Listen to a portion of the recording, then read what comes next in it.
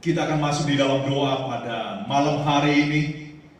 Kalau saudara sebagai jemaat di tempat ini, kalau saudara ada di dalam pergumulan doa, silakan angkat tangan saudara dan kita akan doakan bersama. Tetapi kalau mungkin saudara yang menyaksikan channel ini pada malam hari ini, kalau saudara memiliki pergumulan di dalam doa, ada sakit penyakit, ada pergumulan, silakan untuk mengirim pesan kepada kami. Dan kami sangat bersuka cita, kami sangat senang. Kami akan selalu bawa di dalam doa apa yang menjadi pergumulan saudara. Karena itu adalah suatu hal yang penting untuk kita saling mendoakan. Pada malam hari ini kita juga akan mau berdoa untuk gereja kita yang ada di Meksiko. Kita bawa di dalam doa. Persekutuan kita, juga gereja kita yang ada di Filipina, ada Pastor Safida, kita bawa di dalam doa. Kita juga membawa di dalam doa untuk gereja rintisan yang akan dibuka di Bali. Kita bawa di dalam doa biar pertolongan Tuhan selalu ada dan karya Tuhan. Tidak lupa juga untuk senantiasa kita untuk berdoa untuk bangsa dan negara kita. Kita yakin percaya bahwa pemulihan terjadi di dalam ada masa new normal. Dalam pertolongan Tuhan ada melindungi, menjagai kita semua. Kita bawa di dalam doa biar Tuhan terus berkarya di dalam setiap pribadi kita. Untuk itu saya mendorong saudara, angkat suara saudara, percayalah di dalam doa atas segala pertolongan dan anugerah Tuhan. Mari kita satu di dalam doa. Bapa yang baik, Bapa yang kami kenal, di dalam nama Tuhan Yesus, terima kasih waktu yang Kau berikan bagi kami. Kami yang percaya Tuhan, setiap pribadi kami pada malam hari ini, kami memiliki suatu pergumulan, tapi kami percaya bahwa kami tidak pernah sendiri. Engkau selalu bersama dengan kami. Jamahan anugerah dan berkat-Mu Tuhan selalu ada di dalam kehidupan kami. Engkau jadikan kami adalah sebagai anak-anak-Mu yang setia di dalam Engkau, yang setia melakukan segala kehendak-Mu ya Bapa. Berkati bangsa dan negara kami, presiden kami Tuhan, yang mengambil kebijakan di pemerintahan Tuhan. Biarlah Tuhan semua hikmat berasal daripada-Mu di dalam setiap keputusan yang diambil. Gereja kami yang di Meksiko Tuhan, biarlah pertolongan-Mu ada. Kami yang percaya ada banyak hamba-hamba-Mu di dalam Engkau Tuhan, pertolongan-Mu Tuhan. Demikian juga gereja kami di Filipina Tuhan, ada Pastor Evansel di Safida Tuhan. Biarlah jamaah dengan anugerah dan karya-Mu Tuhan terus berkarya. Demikian juga untuk gereja rintisan yang akan di Bali oleh Pastor Brian Rolford Tuhan. Ya Bapa, kami percaya di dalam Engkau ada jawaban. Kau buka jalan ya Tuhan, dan Kau tidak pernah meninggalkan kami, karena kami percaya Kaulah Tuhan yang setia, di mana Kau mengajarkan kami sebagai anak-anak-Mu tetap setia di dalam Engkau, di dalam rencana-Mu. Inilah doa kami ya Bapa, dalam nama Tuhan Yesus kami berdoa. Haleluya, amin. Terpujilah nama Tuhan. Haleluya. Mungkin kita tidak bisa bersalaman satu dengan yang lain, tapi dengan penuh sukacita, senyum yang indah, kita tetap menunjukkan sukacita kemenangan satu dengan yang lain. Haleluya. Ada beberapa pengumuman bagi kita sebagai jemaat di tempat ini. Pada hari Sabtu kita ada ucapan syukur untuk gedung gereja kita, di mana pertolongan Tuhan selalu ada, sehingga kita dapat bisa menggunakan gedung ini. Dan kita akan mengundang saudara kita dari The Door yang ada di Cengkareng, dan khususnya gereja hidup kita yang ada di Harapan Indah. Biarlah kita memuji, memuliakan nama Tuhan bersama di tempat ini, dan kita tetap menjaga tentang, yaitu kita harus mengingat tentang protokol kesehatan. Mungkin saudara yang lagi tidak sehat, saudara bisa menyaksikan di rumah setiap acara. Dan kalau saudara untuk datang, untuk tetap menggunakan masker, tetap menggunakan hand sanitizer, dan kita mendukung apa itu tentang protokol kesehatan. Dan hari Minggu kita akan tetap ibadah di tempat ini, ada jam 10.30 pagi, dan untuk sorenya jam 15.30. Mari kita melakukan sesuatu untuk pekerjaan Tuhan di Kalimalang ini. Haleluya. Kita akan siapkan hati untuk memberi. Mari saya mendorong saudara, kita siapkan hati kita untuk memberi dengan hati yang terbuka, dengan hati yang bergirang untuk memberikan persembahan bagi kemuliaan bagi nama Tuhan. Kita akan memberikan persembahan kita. Mari kita mengingat atas segala apa yang Tuhan telah berikan di dalam kehidupan kita, dan kita siapkan hati untuk memberi untuk kemuliaan bagi nama Tuhan. Ada banyak sekali kesaksian yang saya rasakan, mungkin di dalam renovasi gedung ini, tapi yang saya lihat adalah bahwa Tuhan tidak pernah meninggalkan, dan segala kebutuhan tepat pada waktunya Tuhan telah menyediakan segala sesuatu. Kalau saudara pada saat ini rindu untuk memberi, saya mendorong saudara jangan menunda-nunda. Siapkan yang terbaik untuk kemuliaan bagi nama Tuhan, untuk pekerjaan Tuhan di Kalimalang ini, dan kita akan lihat karya Tuhan dinyatakan di dalam setiap pribadi kita. Mari kita satu di dalam doa. Bapa, di dalam Engkau kami percaya saatnya kami akan memberikan persembahan kami. Kami akan percaya Kau mencurahkan berkat anugerah yang berasal daripadamu. Dengan kerendahan hati kami memohon ya Bapa, biarlah Kau melindungi dan menjagai, dan khususnya Kau memberkati sumber-sumber keuangan kami. Tuhan Yesus yang baik, ini doa pengharapan kami. Dalam nama Tuhan Yesus kami berdoa. Amin. Kita akan memberikan persembahan kita. Mari kita memberi yang terbaik bagi kemuliaan bagi nama Tuhan.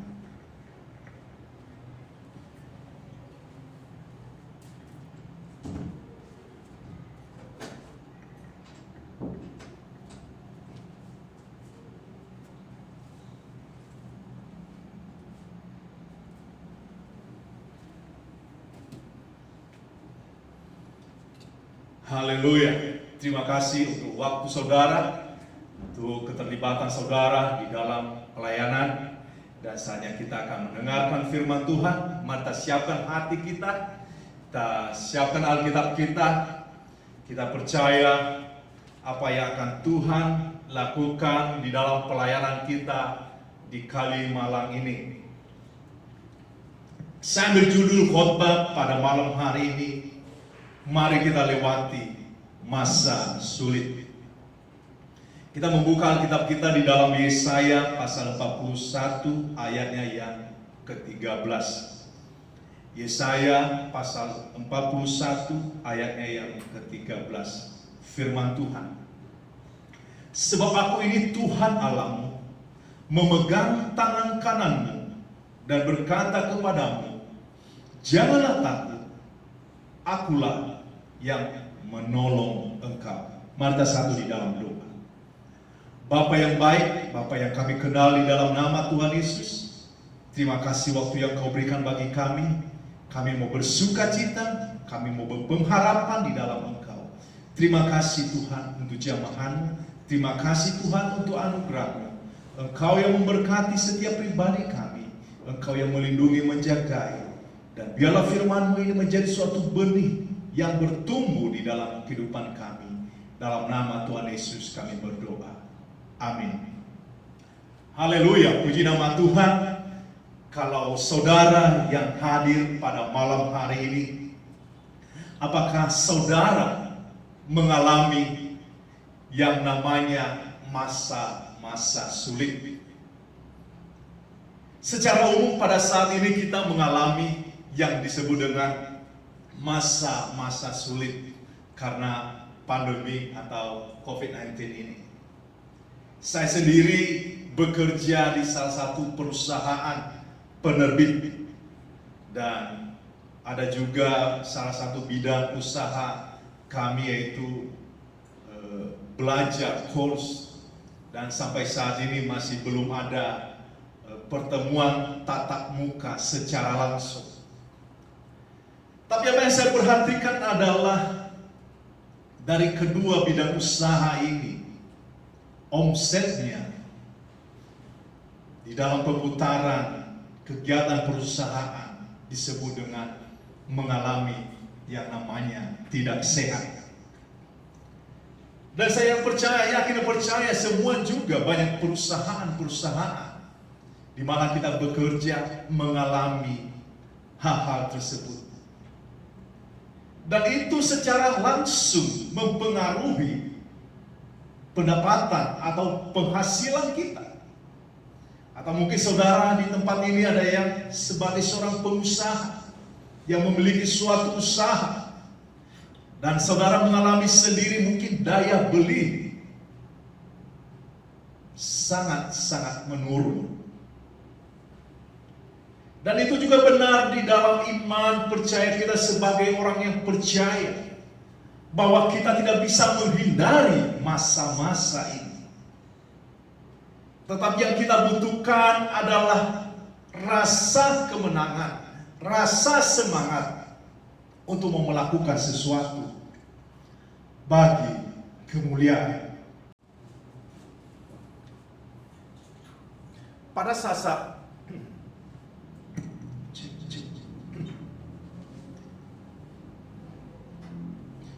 saat ini kita mengalami masa yang sukar. Mau tidak mau kita harus menghadapinya. Pergumulan hidup harus terjadi. Tuhan telah memberikan suatu contoh bagi kita. Mungkin pada saat ini kita masih berada di dalam masa new normal. Kita masih bisa beraktivitas.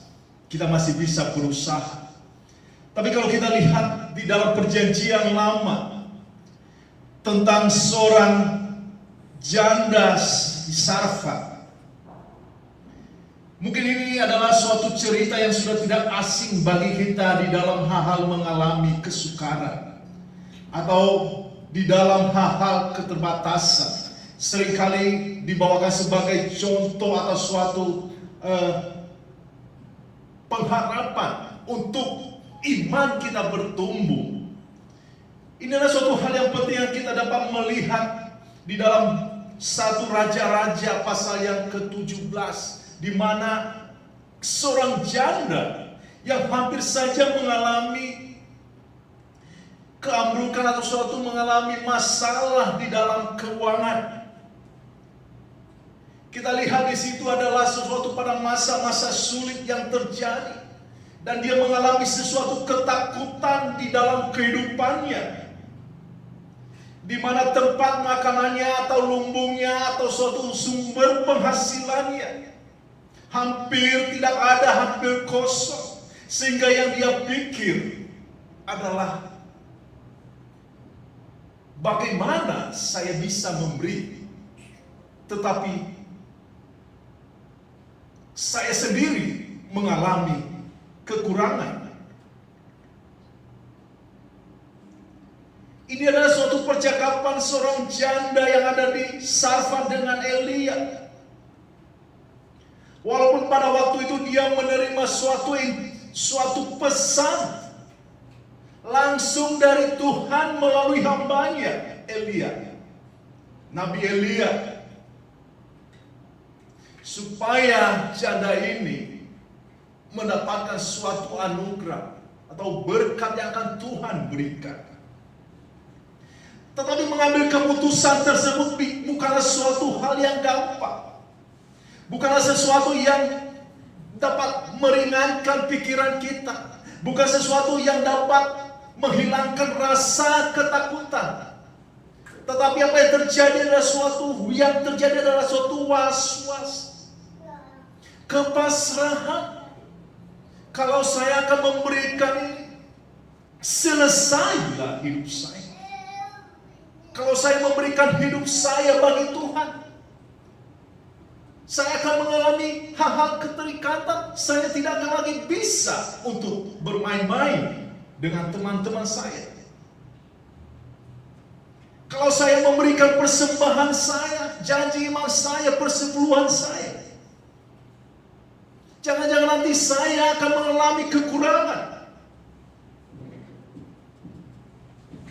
Ini seringkali berkecamuk di dalam setiap pikiran-pikiran kita. Apalagi khususnya kalau ditantang di dalam hal-hal memberi.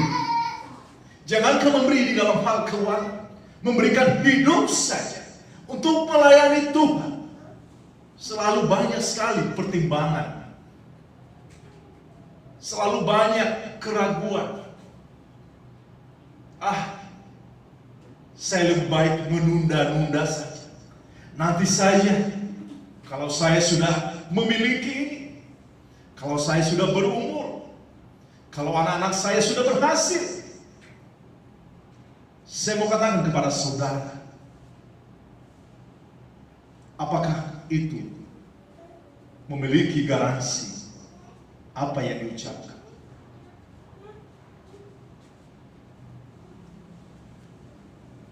Kita lihat amin pada saat cerita di dalam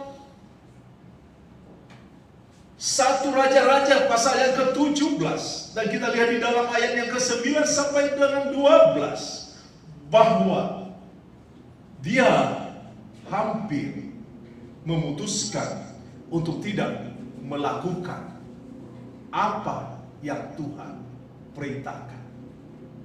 Seberapa saudara pernah mengalami hal-hal tersebut? Tuhan menggerakkan hati saudara. Tuhan memakai hamba-hambanya untuk menyampaikan suatu pesan kepada saudara. Dan saudara sendiri tidak mengindahkan. Saya mengingat ketika saya menjadi seorang murid, pastor kami pada saat itu memberikan suatu nasihat kepada seorang anak yang muda. Seorang anak muda yang hendak melakukan pernikahan atau membangun suatu hubungan yang lebih serius lagi. Pastor ini memberikan suatu gambaran kepada dia, berbicara tentang hal-hal rohani. Tetapi anak muda ini tidak mau mendengar, tidak mau merespon.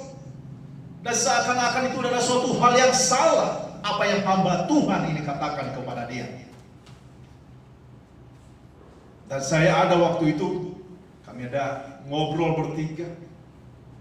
Dan apa yang terjadi setelah 15 tahun kemudian, atau mungkin setelah 13 tahun kemudian, seorang yang muda ini menyadari bahwa apa yang menjadi pilihannya tidak membawa dia di dalam rencana Tuhan, atau tidak membawa dia untuk menggenapi panggilan Tuhan di dalam kehidupan. Mengalami terlilit di dalam utang, mengalami ketidaksetiaan satu dengan yang lain dalam hal pasangan, ketidakjelasan untuk masa depan. Tapi hal-hal ini yang saya mau katakan kepada saudara, seringkali kita mengalami. Dan seringkali penyesalan datangnya terakhir, terbelakang. Rasa takut kekurangan mencengkram dirinya, dan seringkali hal-hal tersebut mencengkram, meliputi setiap pribadi kita. Tetapi apa yang Nabi Elia memberikan suatu dorongan kepada janda di Sarfat ini untuk tetap melakukan apa yang Tuhan perintahkan. Disinilah kita melihat bahwa firman Tuhan itu mengajarkan kepada kita untuk kita bisa menuai, untuk kita bisa menerima apa yang akan terjadi di masa depan. Bagaimana penyertaan Tuhan di masa depan. Di situ kita bisa menerima bahwa di dalam Tuhan masa depan itu ada suatu masa depan yang cerah. Dan bukan melihat pada kekurangan, pada masalah, pada kegagalan di masa lalu. Itulah yang Tuhan ajarkan firman-Nya kepada kita. Tuhan telah menebus saya dan saudara untuk kita dapat bisa melihat ke depan, untuk masa depan berada di dalam kerajaan-Nya. Yesus naik ke surga bukan untuk meninggalkan saya dan saudara di bumi ini, tetapi Dia menyediakan tempat bagi kita. Untuk itu Dia memberikan suatu penolong bagi kita.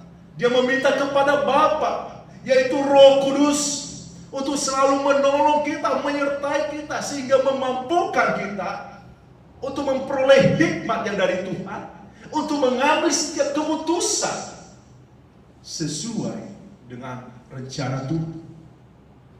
Keputusan yang terbesar yang saya alami di dalam pelayanan saya adalah mengambil keputusan untuk merintis kembali gereja di Kalimalang ini. Saya tahu 20 tahun yang lalu saya menerima keselamatan, saya menerima tentang pemerintah, saya dibentuk di gereja ini. Tapi berjalannya waktu, gereja ini tidak pernah berjalan lagi. Dan saya mendengarkan banyak firman Tuhan. Sehingga pada suatu hari, ketika ada kegiatan ibadah gabungan se-Asia di Malaysia, saya dan istri merasakan sesuatu. Di hotel adalah Roh Tuhan berbicara bagi kami. Karena waktu itu saya mendengarkan setiap khotbah-khotbah yang mendorong untuk melakukan sesuatu bagi pekerjaan Tuhan, untuk menggenapi panggilan Tuhan, untuk menjawab panggilan Tuhan. Dan pada satu sore hari kami sedang istirahat, karena malamnya nanti ada ibadah kembali. Dan saya merasakan suatu ketakutan. Dan saya mengalami pada saat itu bahwa saya secara ekonomi, secara pekerjaan dan segala sesuatu, saya mengalami hal di mana yang disebut dengan kemapanan. Tapi apakah saya hanya berdiam saja? Kami setelah itu mengambil waktu, kami mau berdoa. Kami minta Engkau berbicara Tuhan kepada kami. Kalau Engkau mau pakai kami Tuhan, kami mau menjawab panggilan itu ya Tuhan. Dan Engkau lah yang membuka jalan. Tuntun kami, bentuk kami. Itu suatu keputusan yang kami ambil pada saat itu. Tapi puji nama Tuhan, janda Sarfat ini mengambil keputusan yang tepat, melakukan apa yang Tuhan kehendaki. Bagaimana dengan saudara? Apakah setiap keputusan yang saudara ambil, apakah itu hal yang berkenan kepada Tuhan? 1 Raja-Raja 17 ayat ke-15 sampai ke-16. Lalu pergilah perempuan itu dan berbuat seperti yang dikatakan Elia. Maka perempuan itu dan dia serta anak perempuan itu mendapat makan beberapa waktu lamanya. Tepung dalam tempayan itu tidak habis, dan minyak dalam buli-buli itu tidak berkurang, seperti firman Tuhan yang diucapkannya dengan perantaraan Elia. Kemenangan langsung dialami oleh janda Sarfat ini. Masa sulit yang kita alami mungkin tidak akan cepat untuk menjadi pulih secara normal.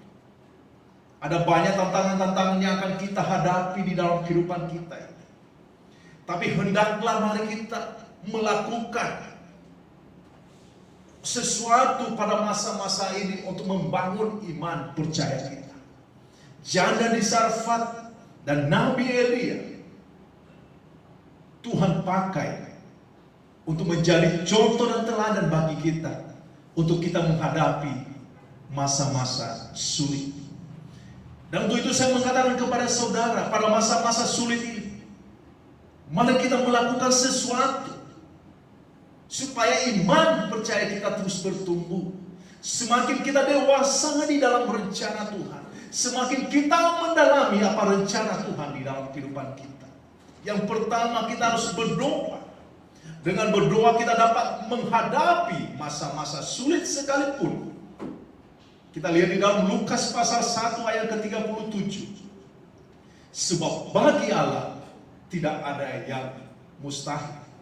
Yang kedua, mari jangan kita ragu, karena kita akan menghadapi masa-masa ini. Tapi menjadi pegangan kita adalah janji dari Tuhan. Mazmur pasal 121 ayat yang ke-1. Nyanyian ziarah, aku melayangkan mataku di gunung Dari manakah akan datang pertolonganku? Percayalah, jangan ragu, pertolongan Tuhan tidak pernah terlambat. Yang ketiga, mari kita terus melayani. Jangan tutup tangan bagi orang-orang yang membutuhkan kita, yang membutuhkan pertolongan. Pada masa-masa ini kita dengan bisa menunjukkan kesaksian kita sebagai orang yang percaya. Kita lihat di dalam Lukas pasal 6 ayat ke-38. Berilah dan kamu akan diberi suatu takaran yang baik, yang dipadatkan, yang digoncang, dan yang tumpah keluar akan dicurahkan ke dalam ribaanmu. Sebab ukuran yang kamu pakai untuk mengukur akan diukurkan kepadamu. Inilah suatu janji Tuhan. Jadi pegangan kita pada masa-masa sulit. Yang keempat, tetaplah tenang di dalam Tuhan. Masa sukar akan terus terjadi, tetapi tenanglah di dalam Tuhan dan janganlah tawar hati. Matius pasal 26 ayat ke-41. Berjaga-jagalah dan berdoalah supaya kamu jangan jatuh ke dalam pencobaan. Roh memang penurut, tetapi daging lemah. Mari kita satu di dalam doa. Bapa, di dalam nama Tuhan Yesus, terima kasih waktu yang Kau berikan bagi kami. Kami mau bersuka cita di dalam Engkau. Kami mengucap syukur atas segala kebaikan-Mu, anugerah-Mu, kebaikan-Mu, sukacita Engkau curahkan. Terpujilah nama-Mu di atas segala nama. Terima kasih ya Tuhan, waktu yang Kau berikan bagi kami untuk firman-Mu yang dapat mendorong iman percaya kami. Berkati kami ya Bapa, lindungi setiap kami, dan khususnya kami jemaat. Ya Bapa, kami percaya bahwa Kau tidak pernah meninggalkan kami. Sebelum saya mengakhiri, saya memberikan undangan bagi setiap pribadi di tempat ini. Adakah saudara mengalami masa-masa ketidakpercayaan, masa-masa sulit? Kalau itu saudara, saya mau katakan kepada saudara, hal alami memang hal itu terjadi. Tetapi saya mau katakan kepada saudara, iblis senang untuk menanamkan rasa kekhawatiran di dalam kehidupan manusia, sehingga manusia menjauh dari janji Tuhan. Tapi ketika saudara pada saat ini sadar, dan saudara ingin meninggalkan rasa takut, kekhawatiran, dan segala apa yang menjadi penghambat untuk saudara ikut dengan Tuhan, saya mau katakan dengan hal sederhana, saudara mengangkat tangan.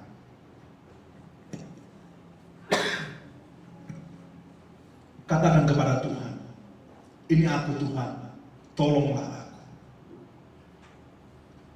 Kalau saudara ingin mau menerima penebusan Tuhan, ingin dibebaskan dari segala dosa keterikatan, kalau itu saudara pada saat ini, silakan angkat tangan saudara.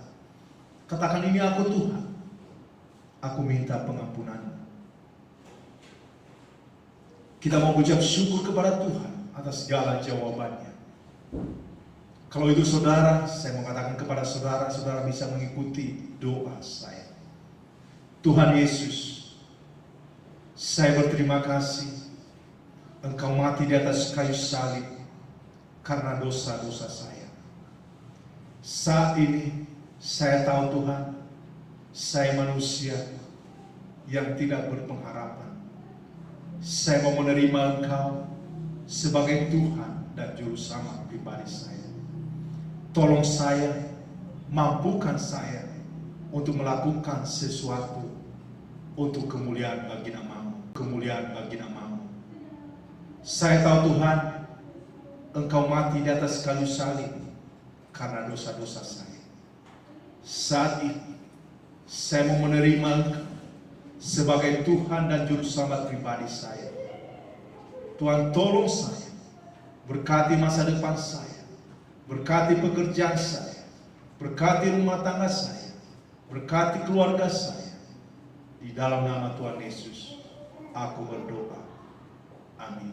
Saatnya kita akan mengakhiri, arahkan hati saudara, tangan saudara, dan terfokuslah kepada janji Tuhan. Kami menerima janji-Mu ya Bapa, sama seperti Nabi Elia yang kau utus untuk janda yang ada di Sarfat. Dan kami juga percaya oleh kuasa firman-Mu, Engkau berbicara bagi kami. Berkati setiap kami ya Tuhan di tempat ini. Kami yakin percaya Engkau tidak pernah meninggalkan kami. Tapi kami mau melihat masa depan, bukan masa lalu. Kami mau melihat janji-Mu yang indah pada waktunya. Terpujilah nama-Mu. Dalam nama Tuhan Yesus kami berdoa. Amin.